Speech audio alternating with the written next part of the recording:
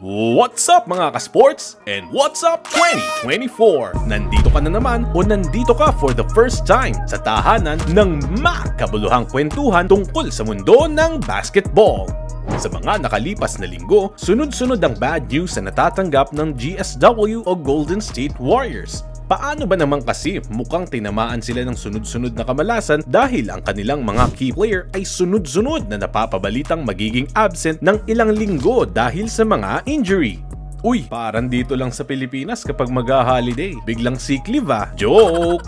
Bago natin himayin ang magandang usapan tungkol sa mga kinakaharap ng Warriors, pindutin mo muna ang subscribe button at isama mo na rin ang notification bell para naman updated ka sa usapang basketball. Oh, tapos na ba? Tara na! Sino nga ba ang mga player ng Warriors na absent muna sa mga susunod na linggo? Para naman huwag kayong kabahan, unahan ko na kayo at hindi kasama sa mga mawawala ang Splash Brothers na si Stephen Curry at Klay Thompson.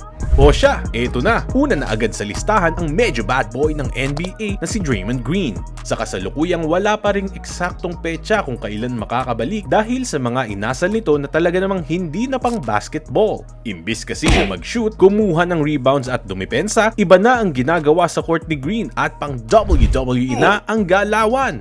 Matatanda ang mukhang napuno na ang NBA sa mga ginagawa ni Green at binagsakan ito ng suspension matapos hampasin sa mukha ang big man na si Jusuf Nurkic.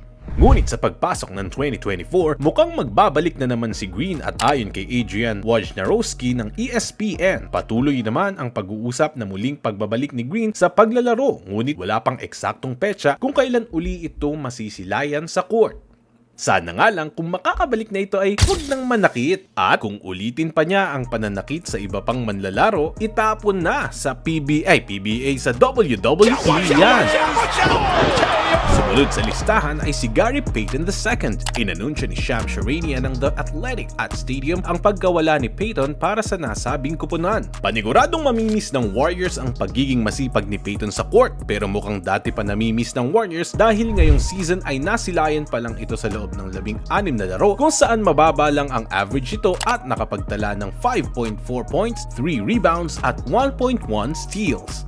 Hindi pa naman malinaw kung kailan makakabalik si Payton para sa Warriors. Habang wala ito, kailangan muna maghanap ni Coach Steve Kerr ng papalit sa pansamantalang naiwan na pwesto ni Payton.